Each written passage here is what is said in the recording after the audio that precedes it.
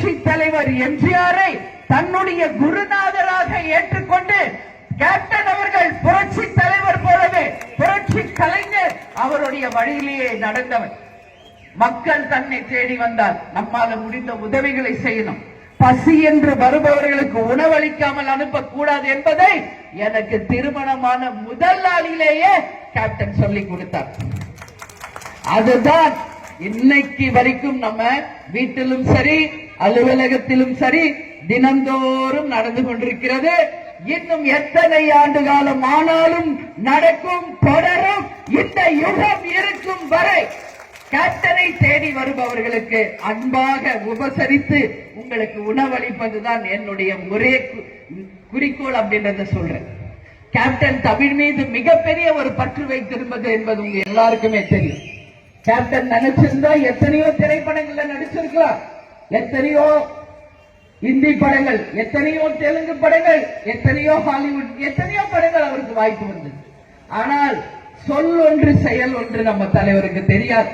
ஒரு சொல்லை சொன்னால் அந்த சொல் வழியிலேயே நிற்பவர் தான் கேப்டன் அவர்கள். என் மொழி தமிழ் மொழி, தமிழ் மொழியில் மட்டுமே நடிப்பேன் என்ற ஒரே உறுதியோடு தன்னுடைய காலம் முழுவதும் வாழ்ந்து காட்டியவர் கேப்டன் அவர்கள். இன்னைக்கு எத்தனையோ பேரை நம்ம பார்க்கிறோம் திரைத்துறையில, சொல் ஒன்று செயல் ஒன்று.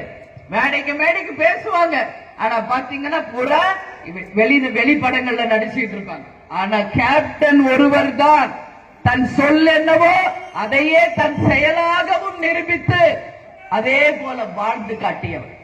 ஏதாவது அட்வர்டைஸ்மெண்ட்ல கேப்டன் நடிச்சு நீங்க பார்த்திருக்கீங்களா? வேட்டி அட்வர்டைஸ்மெண்ட், கோகோ கோலா குடிக்கிறது, ஜுவல்லரி அட்வர்டைஸ்மெண்ட், ஏதாவது என் கேப்டனுக்கு என்ன வாய்ப்பு வரலன்னு நீங்க எல்லாம் நினைச்சிட்டு இருக்கீங்களா? நான் கூடயே இருந்து பார்த்தவர். அத்தனை வாய்ப்புகளும் கேப்டனை தேடி வந்ததுதான். ஆனால் என் மக்களை தவறான வழியிலே என்னைக்கும் நான் கொண்டு செல்ல மாட்டேன். இன்றைக்கு ஒரு விஷயத்தை நான் உபயோகித்தால் நம்ம தலைவரே சொல்லிட்டாரு, அப்ப அதுக்கு நல்லதா தான் இருக்கும், அது கரெக்டா தான் இருக்கும். என் மக்களை நான் தவறான வழியில் வழி நடத்த மாட்டேன். நீங்க எத்தனை கோடி கொடுத்தாலும் என் மக்களுக்கு இணை அந்த காசு கிடையாது என்பதில் தீர்மானமாக இருந்தார், உறுதியாக இருந்தார்.